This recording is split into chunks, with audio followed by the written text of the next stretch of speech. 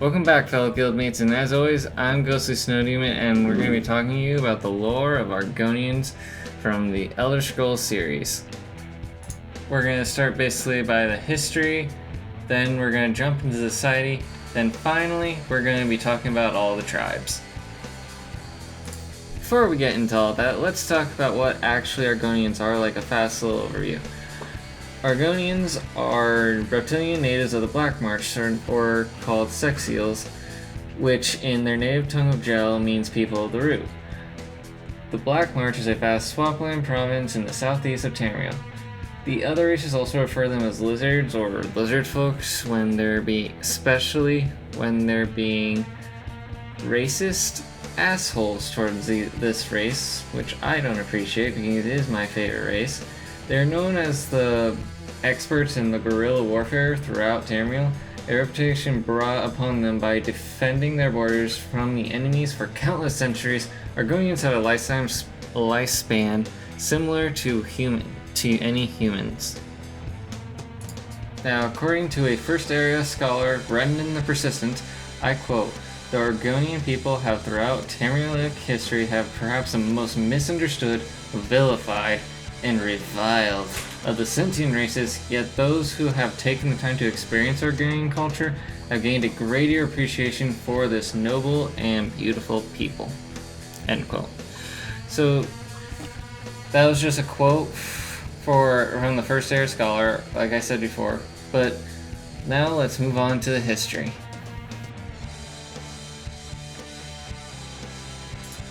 Now, with the history, we're going to separate this into 5 sections: the origin, the first era, the second era, the third era, and last but not least, the fourth era. Now, here is the origin of the great Argonian race. Long ago, Argonians lived in these giant stone zealots that extended all across the Black Marsh, and according to some, even southern Morrowind. These Argonians were capable of great feats, creating magical defenses that remained both functional and effective well into the second era. These Argonians feared and worshipped Sithis. If you know the Dark Brotherhood background, you should be familiar with him. Think of him only as a force of destruction that required sacrificial rituals to appease. Modern Argonians considered both the construction of the stone Zagmirs and this fearful devotion to Sithis a flawed belief system, as they only saw him as a destroyer, not a creator as well. Exactly when and how the society eventually collapsed is really unknown. They were already living in established pre-literate tribal communities around the time of the Aldmer first began exploring Tamriel. The ancient Argonians were swiftly displaced by the more technology and magical advanced elder folk, and were driven back into the swamps of their homelands. Black Marsh in those times were inhabited by a multitude of races, from the diverse Kilthric tribes to the Cadmeric Bolik and the much later Barzan Arabic Aliads to the Vulpine Lilmithic. Don't know if I pronounced it right, I am terribly sorry. And they held the lizard folk in an almost mythical sense, for they were just wandering curiosities. They didn't really know if they existed or not. For others, they were just heroes that nobly saved non-reptilian inhabitants from the horrors of the march. And others, they were terrifying savages. How nice. Now on to the first era. Argonians only occasionally left their homeland during the early years of it, although there are accounts of certain individuals of the race being found in other parts of Tamriel during the time. According to the Saxhleel ghost encountered in Stonefalls in 2E 582, the ancient Churmer utilized the lizard folk as slaves centuries before the descendants of the Dunmer would do the same. Exactly when and why the Churmer practice ended is unknown, but the Dark Elves and even the Saxhleel themselves seem to have forgotten it ever occurred. Like typical racist bastards. The race's standards contempt for outside peoples originated in the later years of the Elysian Empire, when pirates and other criminals often exploited Black Marsh's treacherous landscape to evade imperial law. The entirety of the eastern coastline of Topol Bay was infamous for piracy, and in 1E 1033, Empress Hestra ordered for the head of the Red Brahmin, the most notorious of those criminals, to be brought to her in order to end the bandit activity. The Imperial Navy was forced to enter Argonia through the bay and travel deeper into the swamps than anyone has ever else had done before, and finally beheaded the red-headed pirate king in his bandit kingdom near the modern city of Blackroach. The pillaging slavery of Brahmin introduced into the marsh made Argonians resentful towards the races of men, and their resistance to the continued use of the old pirate routes led to the decreased exploration as the First Empire's influence waned. Despite this bitterness, the Argonians still allied with and aided the Empire when the deadly Thracian plague ravaged Tamriel in 1E 2200. Argonian freebooters joined alongside Redguard cruisers, Colvin-Gaia's Breton warships, and even Aldmere cutters in the All Flags Navy, the greatest allied navy force in Tamriel history, to enact revenge against the Slode, a species hated by all the races of Tamriel. The Tamrielics succeeded in their mission, seeking Thras to the bottom of the Sea of Perils, although it would later rise again, but a great number of their ships were unfortunately pulled into the cold harbor by a magical whirlpool. When the Saxhleel were never conquered by the Elysian Empire, the Riemann dynasty of emperors, on the other hand, took great interest in incorporating it as a province during their reign. In 1E 2011, the last army of the Lizardfolk was defeated by the armies of Citadel, but Black Marsh itself continued to lay largely outside the imperial control. When Raymond II ascended to the Ruby throne, the unconquered territories of Morrowind and Blackstrunks weighed heavily on his mind. He rashly decided to conquer Argonia in the year of 2830, and nearly lost as many men from the swamps as he did from the Argonians that resisted him. He eventually managed to gain control of the northern and eastern sections of the territory and declared those parts the Imperial Province of Black Marsh in 1E 2837. The Argonians' homeland would go to become a sort of prison state, specifically the city of Blackrose, a place where criminals not trusted in conventional dungeons could be relocated. After the assassination of Raman III and his only heir Jaluk, the Akar Potentate declared the beginning of the Second Era. The Argonians saw their chance and forcibly left the crumbling Raymond dynasty, becoming a self-governing territory once again. Now in the Second Era, unfortunately after the Argonians left the Empire, the Dunmer of Morrowind once again turned their gaze toward the south, and saw a swampy land ripe with potential slaves for thousands of years before 2E 582. The Dunmer had raided the land for slave labor, and in the process picked up and took with them anything else that was portable and might be valuable, including livestock. Entire tribes were dragged off in chains in Stonefalls, Vardenfell, and Dishon.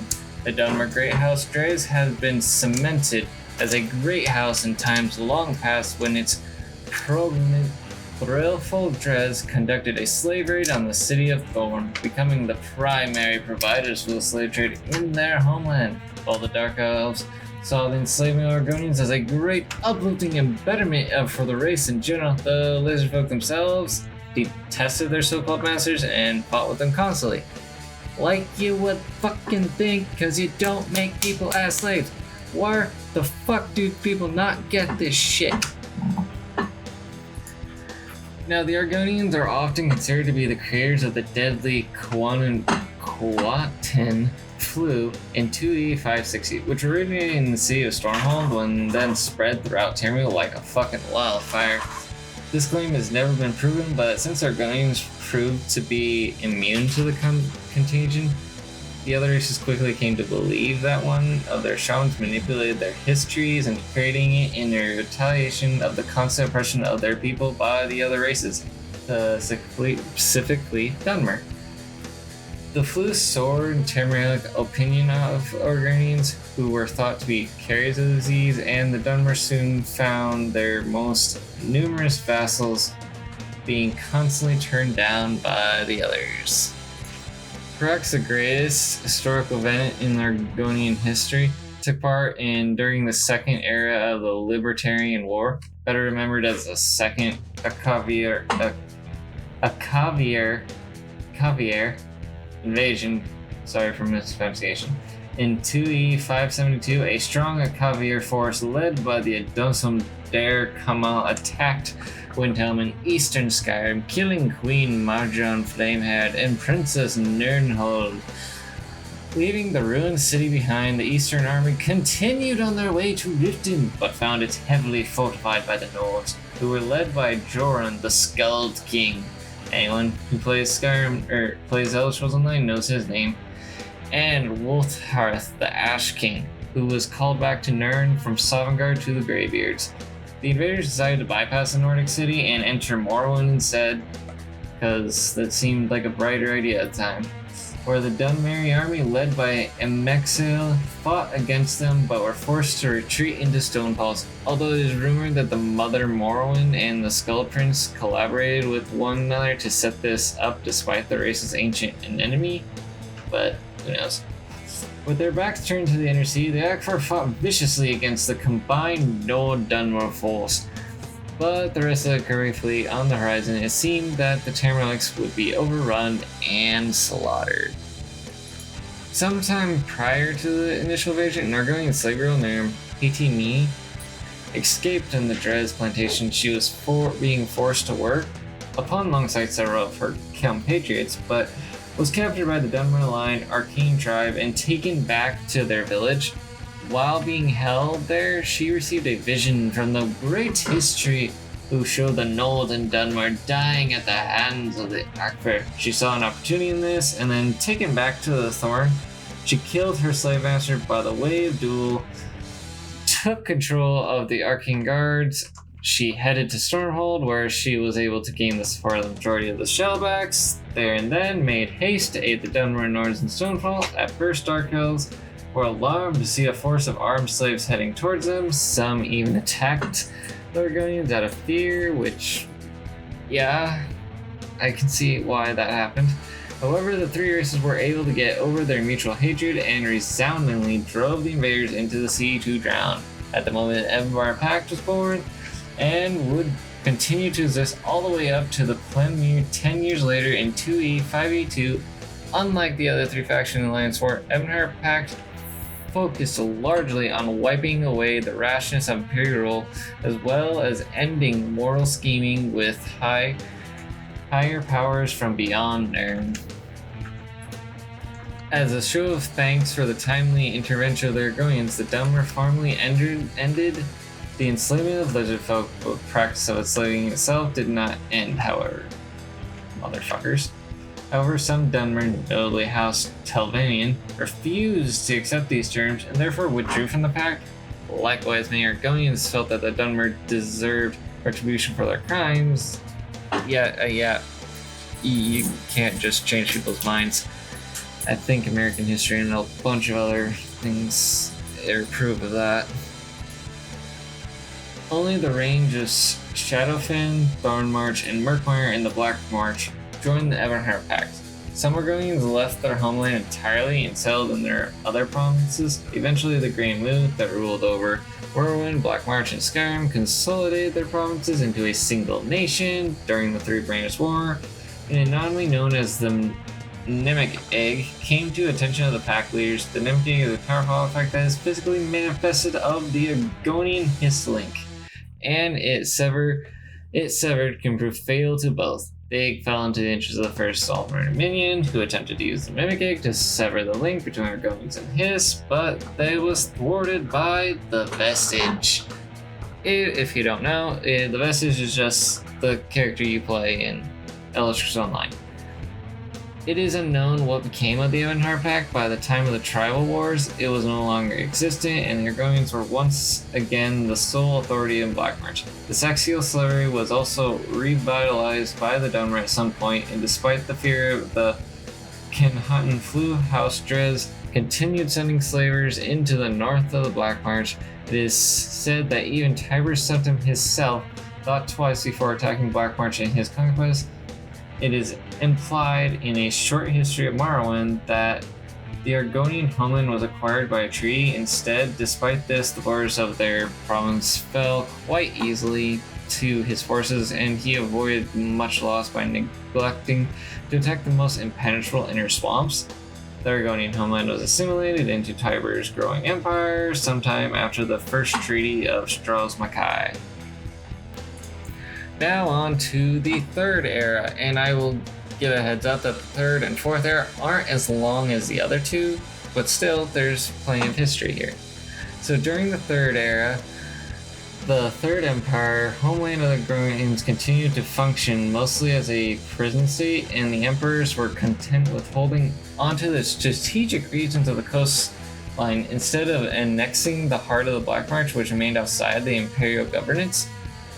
In 3E 396, during the Imperial Selachrum, a slave revolt escalated into the Arnesian War, with the Black Marsh being defeated by Morrowind, which took a significant amount of territory and undoubtedly many new slaves, those poor Argonian bastards, when the Argonians lost. Although the enslavement of any civilized race was illegal in the rest of the Empire, the Dark Elves were allowed to continue this practice due to the favorable conditions of the armistice under which Morrowind joined the Septim Dynasty, which allowed the Dunmer to follow their ancient traditions and maintain great autonomy in their domestic affairs. Motherfuckers, I hate them more every day. King Hallis eventually abolished slavery in Morrowind for a wide variety of reasons. With the abolition of slavery, the Argonians' relationship with the Dunmer vastly improved. I wonder how. Although violent attempts to reclaim land stolen from them during the Armenian War continued. Yeah, they're gonna win it back.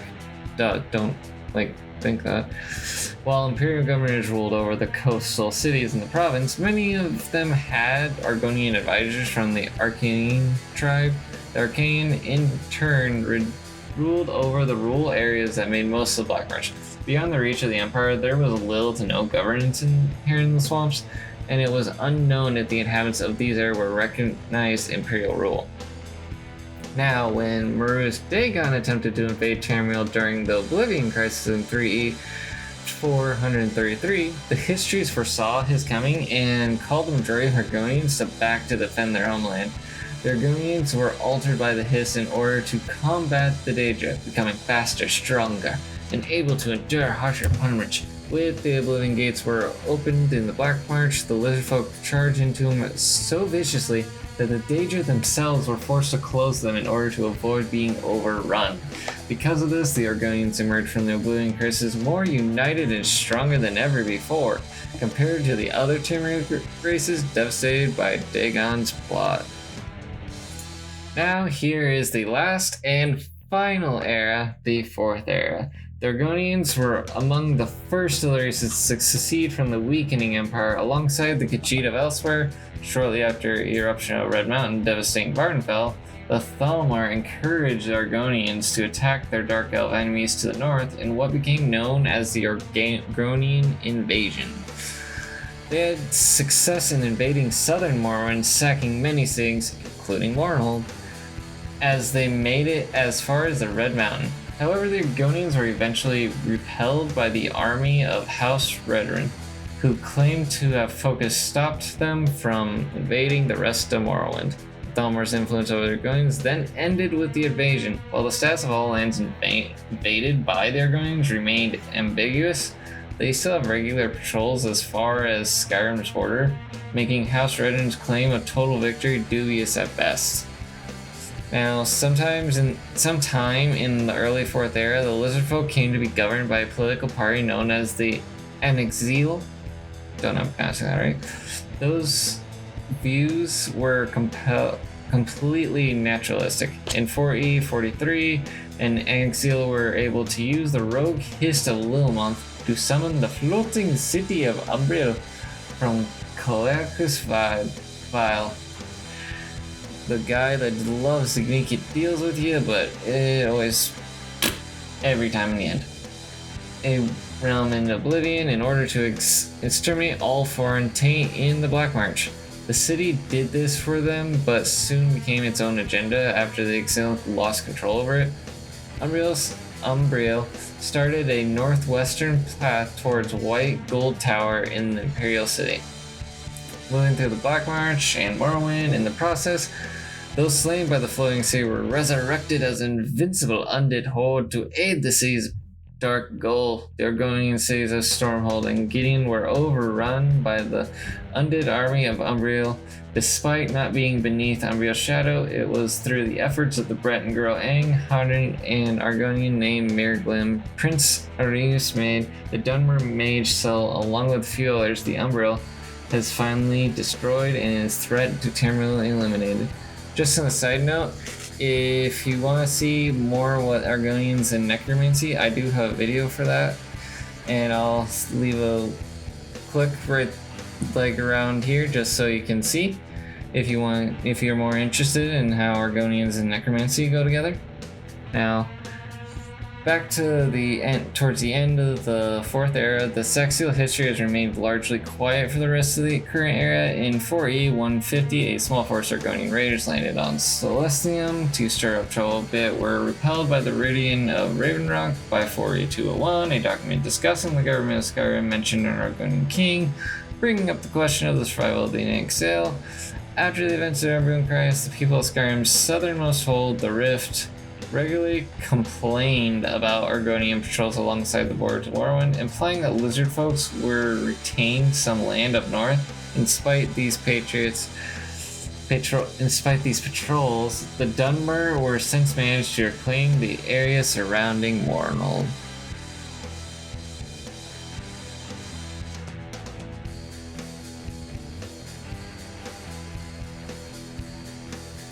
Now, the history took a lot longer than I thought it was going to be, so we're going to just end it here, and this will just be a part 1.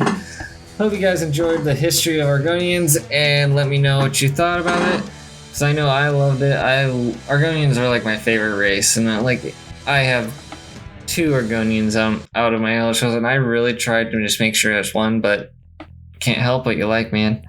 So see you all guildmates later, and join me next time when we talk about their society and the tribes and language and stuff, all that other fun stuff there. So see you guys next time. As always, I stream every Sunday, Tuesday, and Thursday, and then I post videos at 8 a.m. every Friday. See you all next time, guildmates. Have a great day.